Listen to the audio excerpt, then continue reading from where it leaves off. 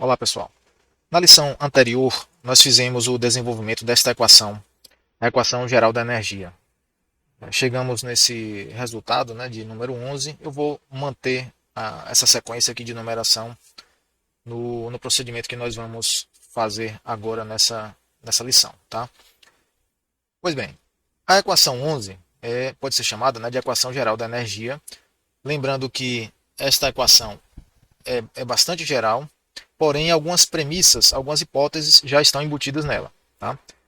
Tal qual está escrito aqui, e com a utilização desse termo φ, né, de dissipação viscosa, ela já está restrita ao escoamento de fluidos newtonianos.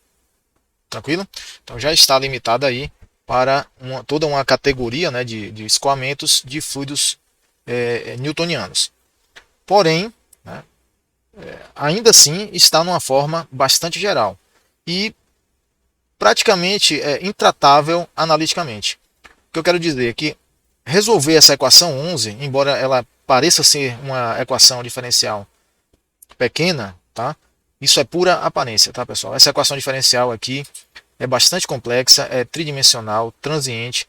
Veja que a condutividade térmica K ainda está aqui dentro inserida no operador divergente. Isso quer dizer que ela admite, né, a variação da condutividade térmica com a posição e com a temperatura.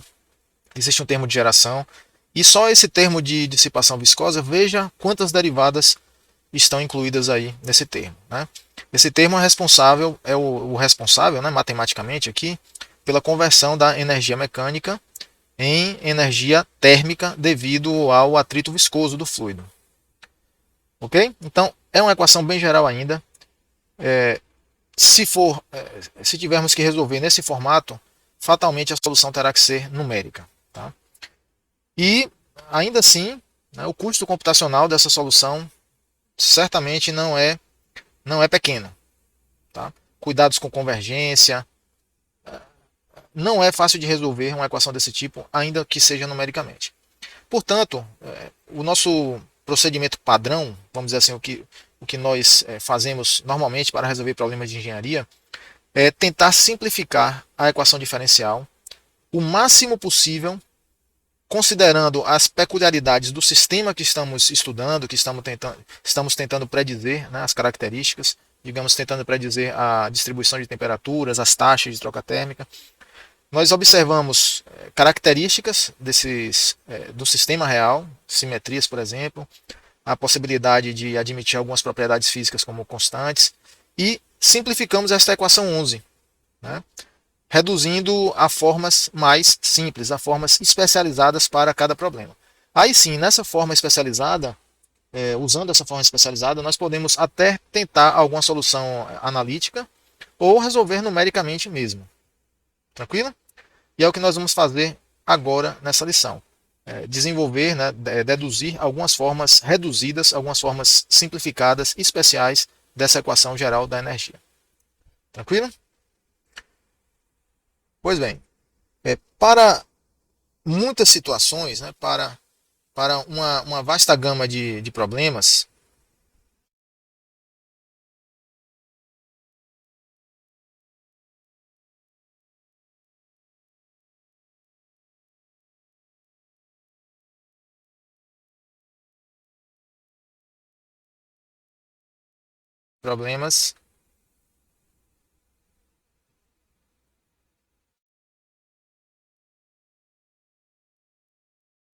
podemos reduzir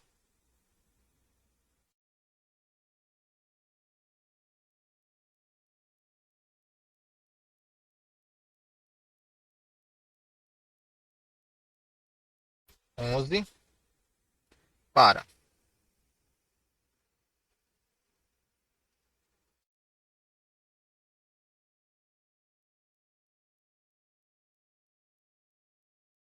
o CV dt igual a divergente de K gradiente de T mais a geração volumétrica de energia. Que ponto? Vou chamar aqui, vou seguir a sequência da numeração das equações. Então, tínhamos a 12 anteriormente, agora essa buscar em 3. O que é que está embutido aqui, pessoal? Nessa forma, se a gente comparar com a forma geral, você vai ver que não está presente o termo φ de atrito viscoso, tá? Certo? E essa é a única diferença. Estamos assumindo aqui que hipótese de dissipação viscosa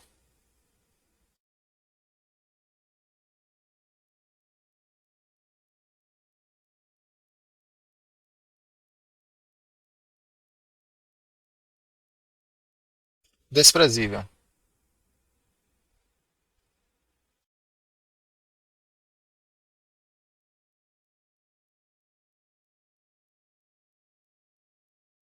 Certo? Ou seja, φ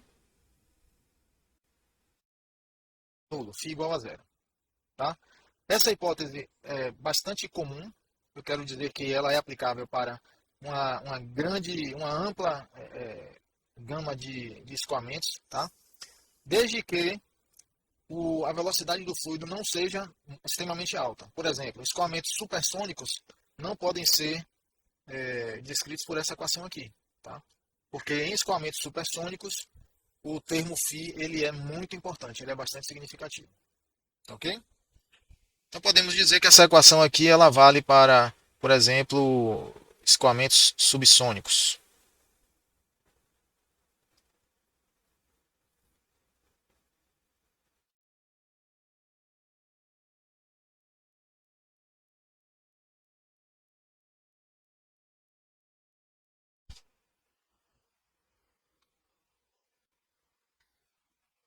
tá? Escoamentos supersônicos estariam fora. Porém, não seria arriscado afirmar que na indústria química a grande maioria dos escoamentos em tubulações e equipamentos essa grande maioria é subsônica, né? Há equipamentos que empreendem ou produzem uns escoamentos muito velozes, como ejetores, mas todo o resto não terá uma velocidade tão elevada, né? Capaz de exceder a velocidade do som naquelas condições ali do meio material. Então, a equação 13, pessoal, também é bastante geral. Tá? Podemos considerar como uma. Já é uma simplificação da equação geral da energia, ok? É assim, mas ainda assim é bastante geral e complicado de ser resolvido. Portanto, vamos explorar outras situações que permitam simplificações além, né, da equação 13. O primeiro caso que eu vou colocar aqui, eu vou chamar de caso 1, é a forma especial 1, tá? Assumirá as seguintes hipóteses: fluido incompressível,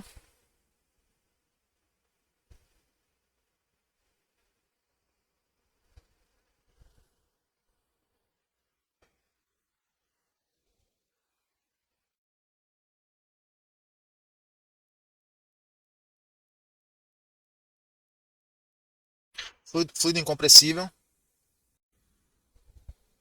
Matematicamente, isso vai implicar que a massa específica será aproximadamente constante, né? Ou constante. Tá? Essa hipótese é bastante razoável para líquidos, porque a massa específica varia muito pouco com a pressão e com a temperatura também a variação tenderá a ser pequena. Para gases, a massa específica varia bastante com a temperatura, né? Há uma pressão constante, mas em escoamentos isotérmicos e também com velocidades brandas, não tão altas, mesmo nos acidentes, nas curvas, a massa específica de um gás tenderá a não variar muito. Em escoamento supersônico, a massa específica pode variar muito localmente, por exemplo, na onda de choque, né? Mas em escoamentos lentos, não. Então, o fluido pode ser considerado incompressível mesmo para gases em escoamentos lentos, sem fontes de calor.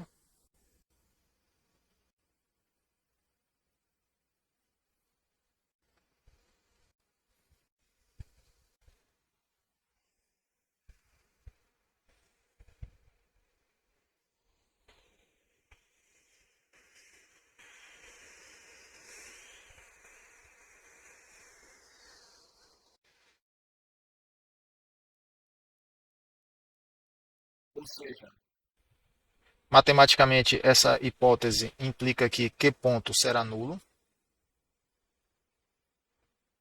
E a outra hipótese que vamos assumir é que a condutividade térmica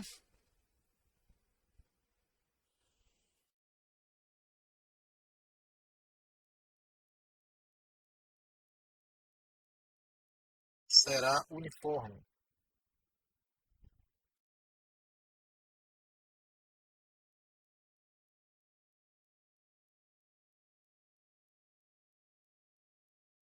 Tranquilo? Condutividade térmica uniforme pode ser aplicada considerando K constante, certo? Ou mais especificamente, derivadas espaciais de K nulas, significando que a condutividade térmica não varia com a posição, certo? Rigorosamente é isso. Mas K constante atende a esta hipótese. E aí, com essas três hipóteses aplicadas, a equação da energia se reduz a ρCv dt dt igual a K. Aí vai surgir um novo operador diferencial aqui, que é o nabla 2 de T, certo? Esse triângulozinho virado pode ser chamado de del, algumas pessoas chamam de delta também, outras pode ser chamado de nabla também, tá? E o del 2T, no caso aqui, o nabla 2T, é o operador laplaciano. Aqui nós temos o chamado operador laplaciano.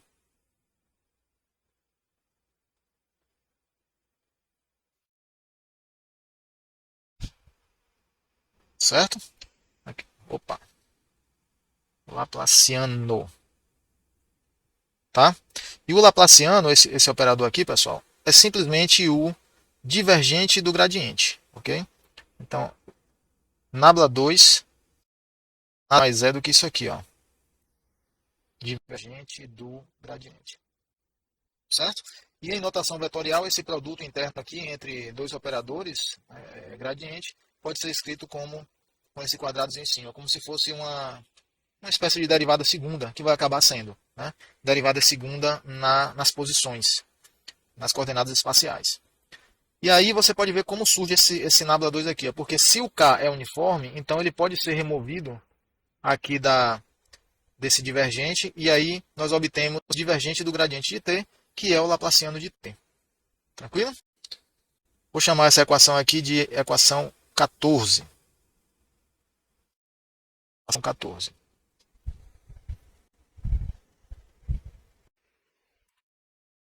Vamos pegar agora o caso 2. Né? O caso 2 aqui. Caso 2.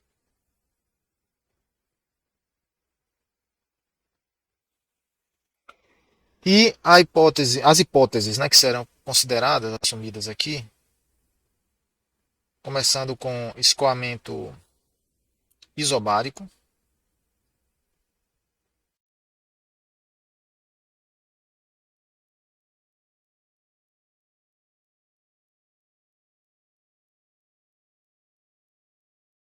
Tá? Ou seja,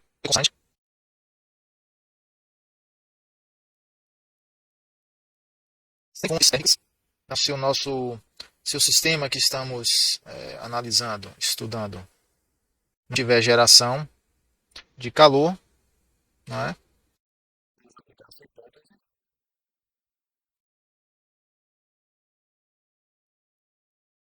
matematicamente, na equação, o termo Q ponto será anulado. E condutividade térmica uniforme.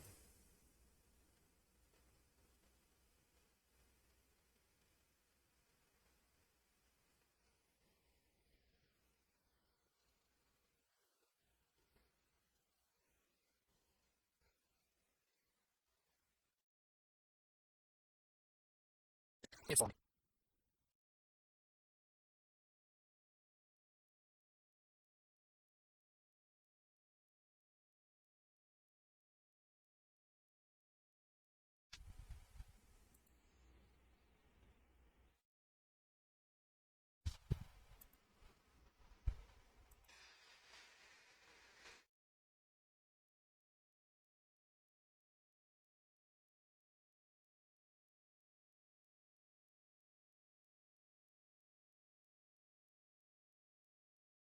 ou seja, K constante, ou independente da posição, tá certo?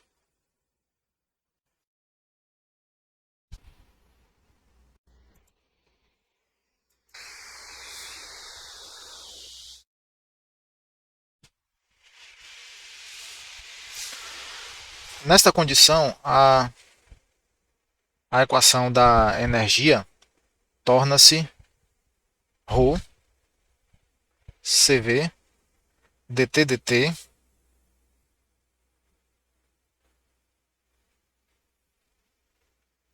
igual a Laplaciano de t. Será nosso resultado 15. Né? Note que essas, essas hipóteses levam a uma equação final idêntica ao caso anterior, tá?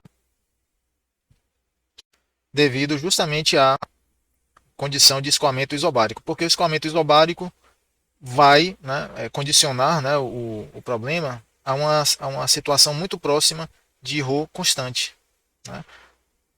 A massa específica tenderá a ser praticamente constante num escoamento isobárico. Caso 3.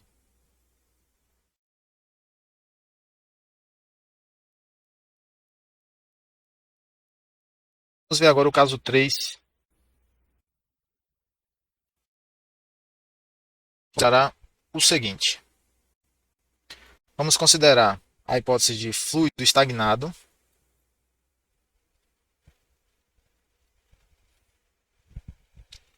Fluido estagnado, ou seja, fluido parado, estagnado. Notem que para um fluido, né, estagnado, o comportamento com relação à transferência de calor será o mesmo que um sólido, na verdade? Transferência de energia interna por condução, por exemplo, tá? Condução térmica. E matematicamente nós podemos aplicar esta condição, esta hipótese, fazendo V igual a zero, o vetor velocidade nulo em todo o domínio espacial. Se a gente, além dessa hipótese, assumir que o meio é sólido,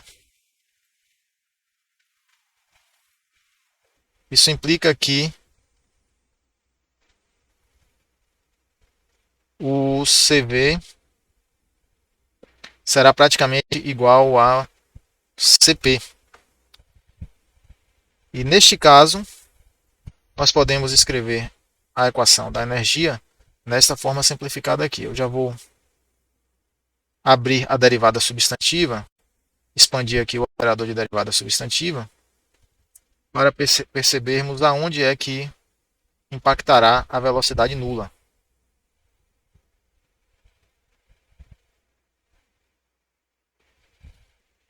Certo? Igual a divergente de K gradiente de T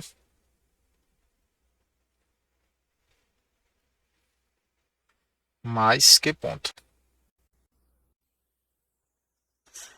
Então, repare, com a hipótese de velocidade nula, esse operador aqui, ó, é a derivada substantiva, tá? É o dt substantivo. Portanto, V nulo significa que zero, né, multiplicando aqui, ó, vai zerar esse produto, né, interno, esse produto escalar, do vetor velocidade com o vetor gradiente de temperatura, e restará que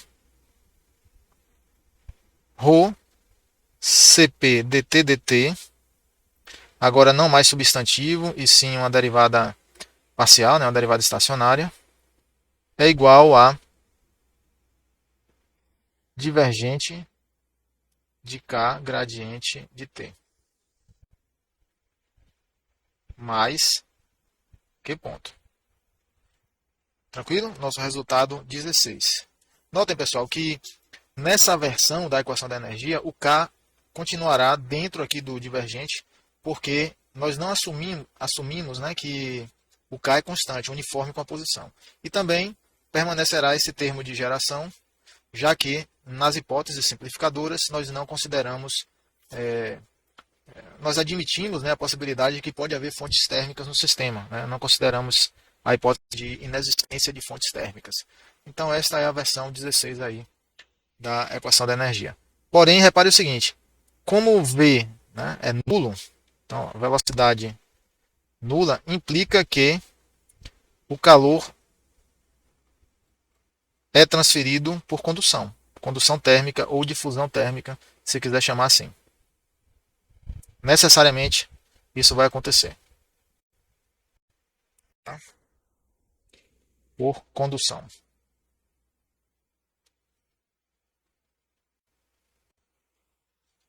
Tranquilo?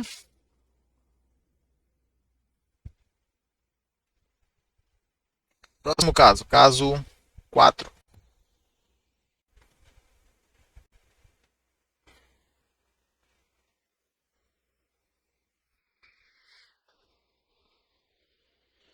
No caso 4, nós vamos adicionar ao caso 3, nós vamos considerar o caso 3, ou seja, todas as hipóteses existentes lá no caso 3, mais,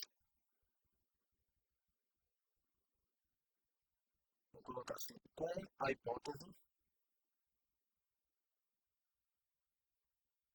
hipótese de condutividade térmica constante, tá? Então, todas as hipóteses do caso 3 com a hipótese adicional, né, de condutividade térmica uniforme, aí nós temos que ρCp dt será igual a K Laplaciano de T, Laplaciano de T, mais Q ponto. Tranquilo? Essa versão simplificada será nosso resultado aí 17. Caso 5.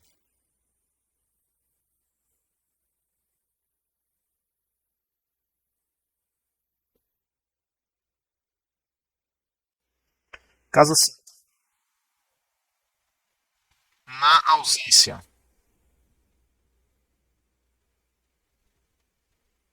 de fontes térmicas,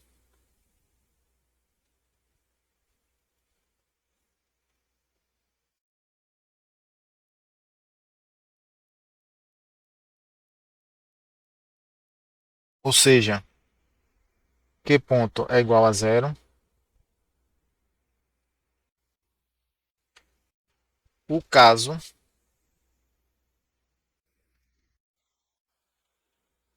quatro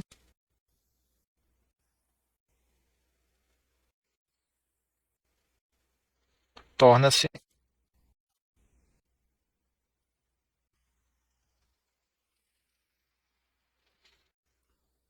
ρ Cp dt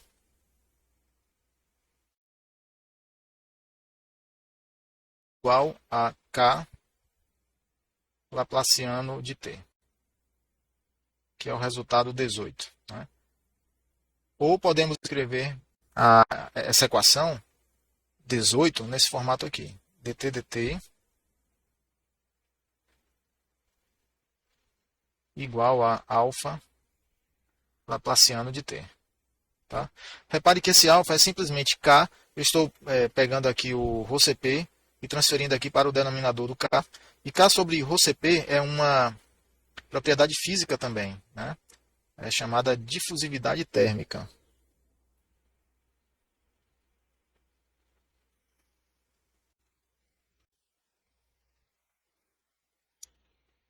Difusividade térmica. É uma propriedade física bastante importante na análise de transferência de calor. Tá? E o alfa é simplesmente K sobre ρCp. Tranquilo?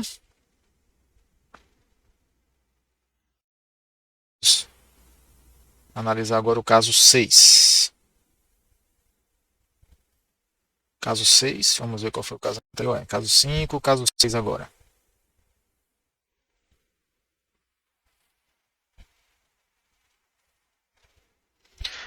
Bom, no caso 6, nós vamos simplesmente adicionar a hipótese de regime permanente.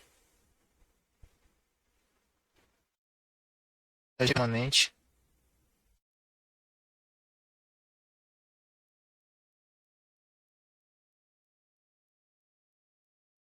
No caso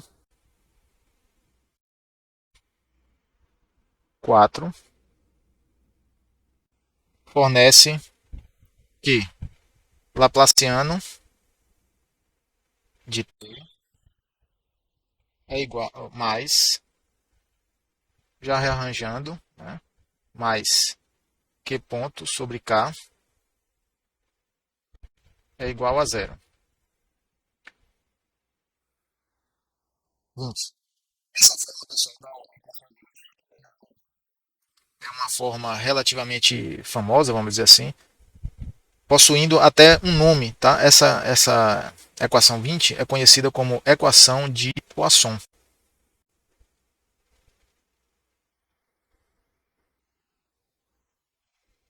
Poisson. Tranquilo? Então aí nós temos a equação de Poisson. Caso 7.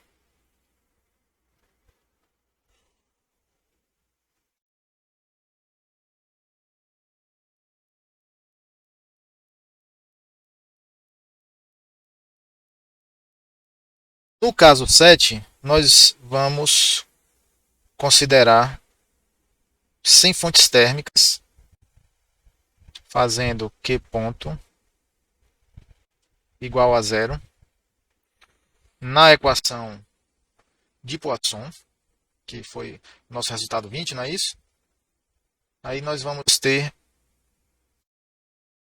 o seguinte resultado. Então, Q ponto igual a zero aqui na equação 20 ó, vai zerar esse termo. Tá?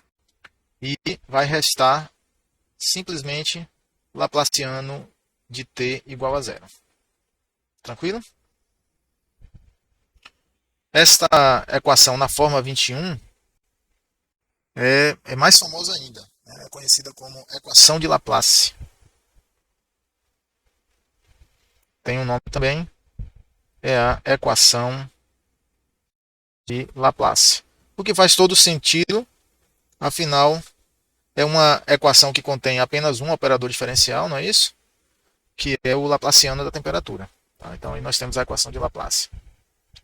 A equação de Laplace pode parecer bem pequenininha, né, como vocês estão vendo, mas ela é tridimensional, né? Ela já pode não ser tão fácil de resolver em um sistema, né, de coordenadas tridimensionais. Tá? Por exemplo, x, y, z. E a equação de Laplace contém, né, assume as hipóteses de k constante, meio estagnado, digamos um sólido, meio sólido ou fluido estagnado, sem fontes térmicas, e também regime permanente, que significa derivada temporal de qualquer propriedade física ou variável de estado nula. Tá? Na equação de Laplace estão implicadas aí todas essas hipóteses. Quando nós resolvemos uma equação diferencial ou um conjunto de equações diferenciais,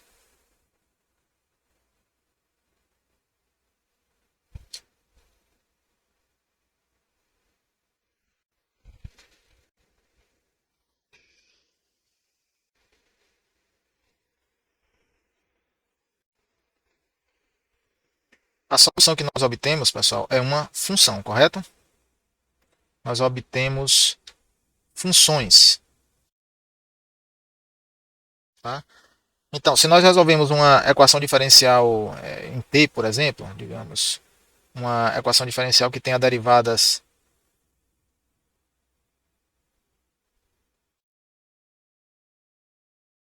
de temperatura em relação à posição e de temperatura em relação ao tempo, tá?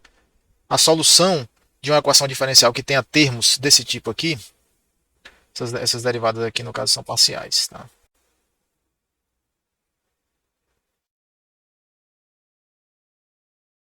Vou colocar aqui, vou apagar aqui, escrever certinho.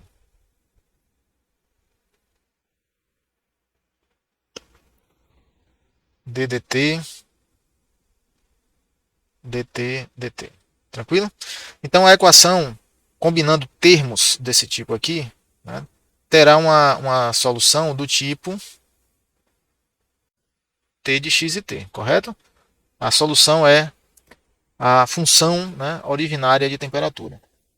E esta função, né, ela é obtida na forma de uma família de curvas. Por que uma família de curvas? Porque a solução conterá, né, valores, né, que são constantes, conterá constantes a serem determinadas, tá? Porque quaisquer valores atribuídos a essas constantes atenderão à equação diferencial originária, né?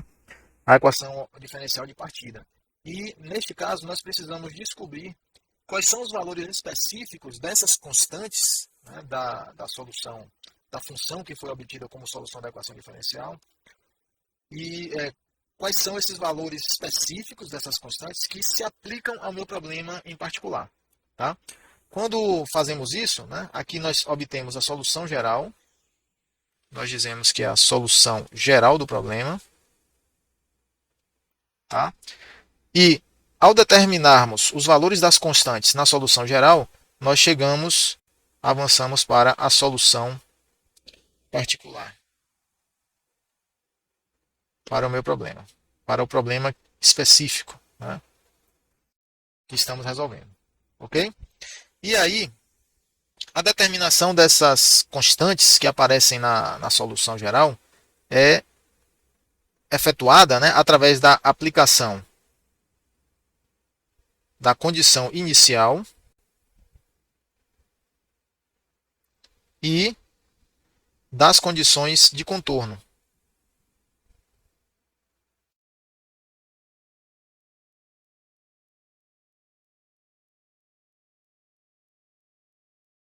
Certo? Condições de contorno.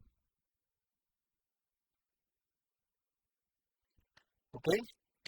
A condição inicial geralmente está associada ao tempo, tá? A variável tempo. Mas não necessariamente, né, uma condição inicial está restrita, né, à variável independente tempo. É possível você ter um problema de condição inicial com variáveis espaciais, por exemplo, mas em geral é tempo mesmo. Tá? E a condição inicial ela determina, né, qual é o estado do problema, ou seja, qual é o valor da variável de estado ou das variáveis de estado do meu problema em um dado tempo. Pode ser no tempo zero, por exemplo, mas pode ser em qualquer tempo, na verdade. Né? E se você tiver uma descrição espacial do sistema, ou seja, vamos pensar na variável temperatura. Se eu tiver o valor da variável temperatura em todas as posições x, y, z do meu sistema, em um dado tempo, em um dado valor de tempo, vamos dizer aqui t0, eu tenho uma condição inicial. Certo? Eu tenho uma condição inicial. A condição de contorno é um pouquinho diferente. Embora se preste ao mesmo propósito da determinação das constantes obtidas, né, que vão aparecer na solução geral, a condição de contorno é de natureza ligeiramente diferente. Né? A condição de contorno requer, né, ou implica no estabelecimento do valor da variável de estado, né, no caso, a variável dependente da equação diferencial, nos extremos do sistema, vamos dizer assim. Tá? Então, por exemplo, os extremos espacialmente são as fronteiras, né, as fronteiras do sistema. Então, se você tiver o valor da temperatura nas fronteiras do problema para qualquer tempo, nós temos aí uma condição de contorno. Certo? Então, é o estado do sistema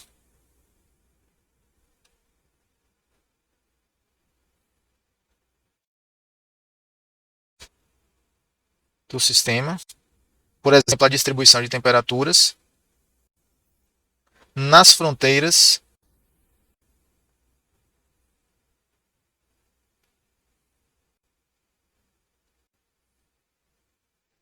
para qualquer tempo.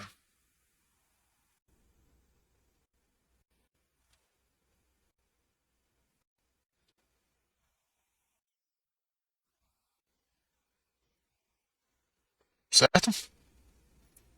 Para qualquer tempo significaria que, né, as condições de fronteira não mudariam com o passar do tempo, né, com a evolução temporal do meu sistema.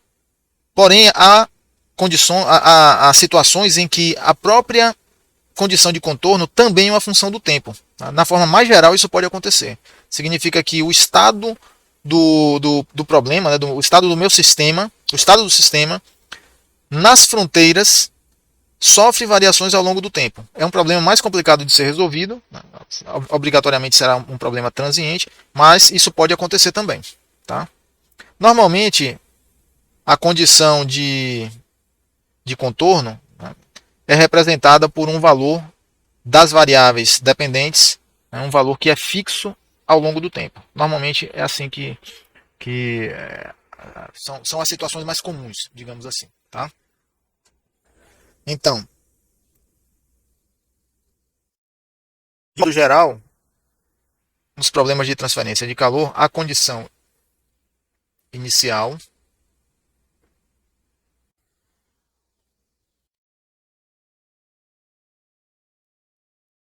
requer, né, o estabelecimento dos valores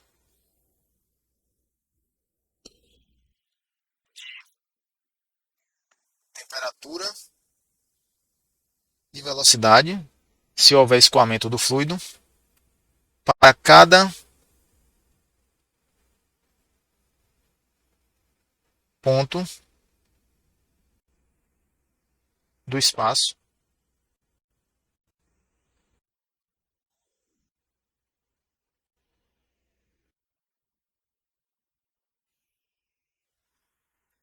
em um dado tempo,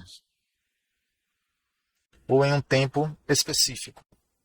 Normalmente tempo zero.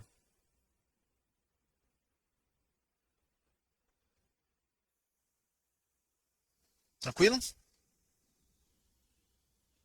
Usualmente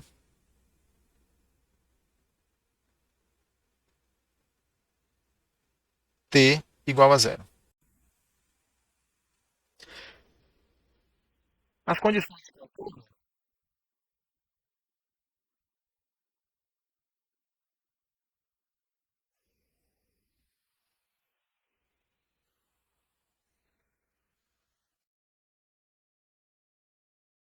as condições de contorno, né, implicam no estabelecimento dos valores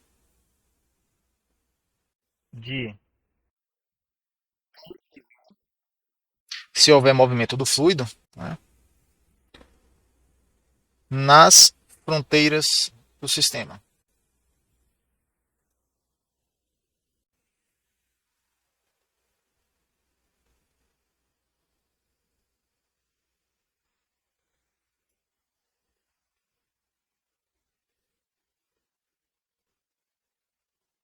Tranquilo?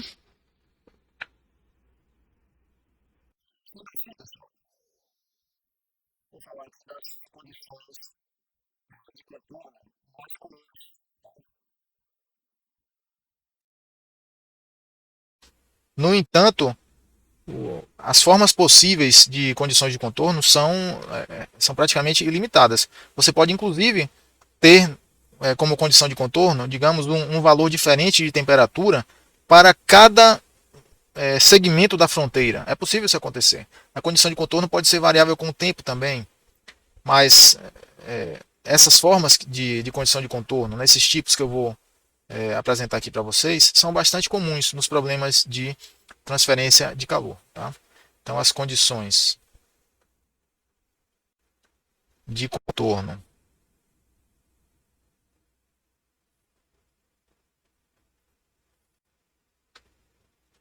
mais comuns são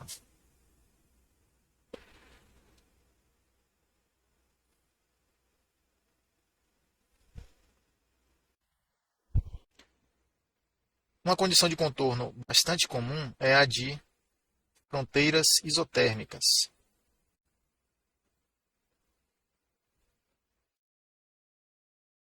E também é simples, tá, pessoal?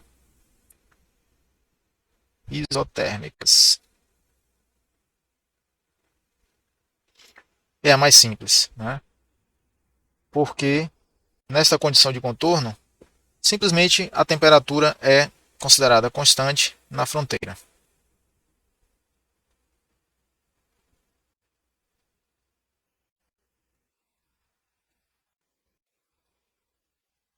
Tá?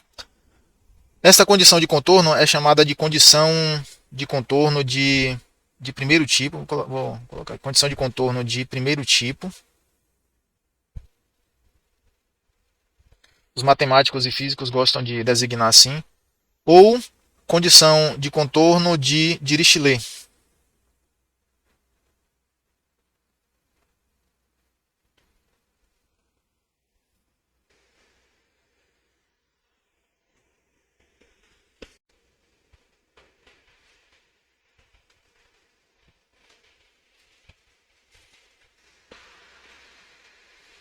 Opa,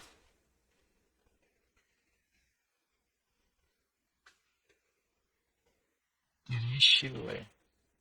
Tá? Segundo tipo, fronteiras isoladas.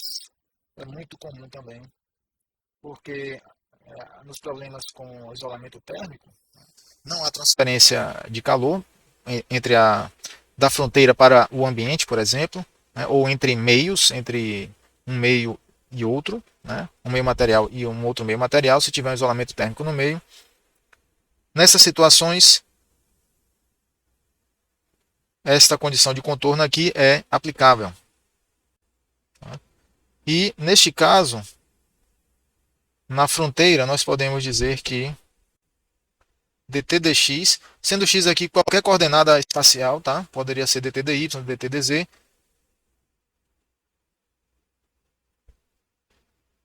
na fronteira será igual a zero, né? Será nulo, tá? Essa derivada aí será nula, né? Esse resultado, pessoal, decorre diretamente da lei de Fourier, tá ok? Por quê? Você pode estar se questionando aí por que isso acontece, né? Vamos ver por quê. Digamos, a lei de Fourier não é escrita assim, ó, na forma geral, menos k gradiente da temperatura, não é isso? Na forma unidimensional, lembre que aqui o gradiente da temperatura, né, o operador gradiente, é um operador de três derivadas, né, se for tridimensional. Então aí nós temos dt dx, dt dy, dt dz, correto? Não é? Então este aqui é o operador gradiente no sistema de coordenadas cartesianas. Tá? Então na fronteira, o calor de condução, como há um isolamento térmico, então o calor, o fluxo condutivo na fronteira será nulo, correto? Ou aproximadamente nulo, né?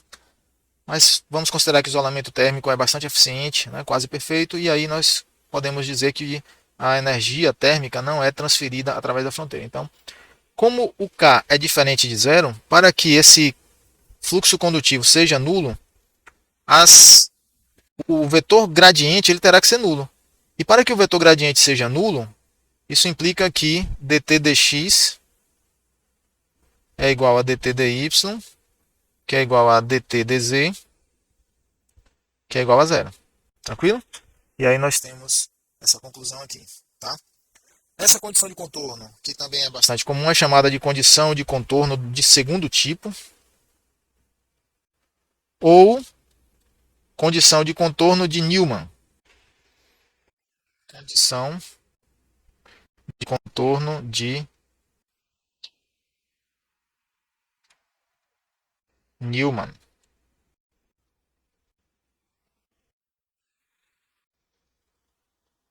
tá? O terceiro tipo comum de condição de contorno, tipo 3, é uma igualdade de fluxos.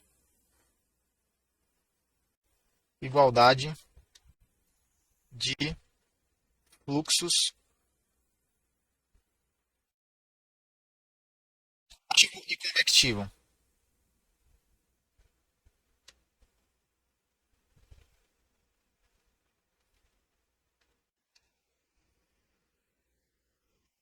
Convectivo, certo? Esta condição, essa terceira, né, a condição de contorno, vou dar um exemplo aqui, de maneira que fique bem mais claro para vocês. Digamos que nós temos aqui uma parede, aqui do lado esquerdo temos um fluido quente, do lado direito temos um fluido frio, tá? E aqui é uma parede. Através dessa parede, né, se formará digamos, o fluido quente aqui, ó, vai ter a camada limite e tal, aqui eu não vou nem desenhar, mas vai ter. A temperatura vai caindo, né, da massa de fluido até a parede. Então vamos ter na parede a temperatura T1. Aí na parede temos uma distribuição de temperatura. Se o K é constante, será linear, nós vamos provar isso aqui. E aí do lado de cá, a variação de temperatura ocorre aqui dentro da camada limite e fora será a temperatura Tc. Aqui é T2 e aqui Tc. Tranquilo? Tc menor, né? Então repare o seguinte. Nesse tipo de problema, nós podemos escrever que a temperatura, ou melhor, usando a lei de Newton do resfriamento para o fluido quente e o fluido frio, nós podemos dizer que o coeficiente de convecção do fluido quente, que eu vou chamar de HH, vezes a temperatura do fluido quente, menos a temperatura em x igual a zero, é igual a menos K dt dx. Vou usar parcial aqui, porque pode haver variação temporal e outras coordenadas espaciais envolvidas. Dt dx em x igual a zero. Se eu fixar aqui o meu sistema coordenado, orientar aqui para a direita, sendo o lado direito aqui positivo, essa condição de contorno é válida aqui nessa face da parede, tá vendo? Por quê? A energia que chega aqui, digamos que nós temos uma taxa aqui de transferência de calor. A energia que chega aqui pelo mecanismo de convecção será transferida para adiante através de condução. Tranquilo? E nesse caso, né, a energia que chega será passada para adiante, né, na condição de regime permanente, porque na condição de regime permanente, a temperatura na face da parede será constante ao longo do tempo. Então eu posso igualar a taxa condutiva e a taxa convectiva e a taxa condutiva, desde que as áreas sejam iguais. Reparem que aqui na lei de Fourier tem uma área aqui, ó, o Azinho aqui, e aqui é HA delta T, da lei de Newton do resfriamento. Eu simplesmente cancelei a área, por isso que ela não está aparecendo. Tranquilo? Do lado de cá, a mesma coisa vale. Ó. A energia que chega aqui, pessoal, por condução, será transferida adiante por convecção. E a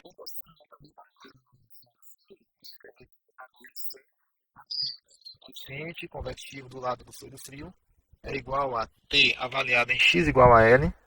Estou dizendo aqui que a parede tem espessura L, tá? Menos Tc é igual a menos K dt dx para x igual a L. Tranquilo?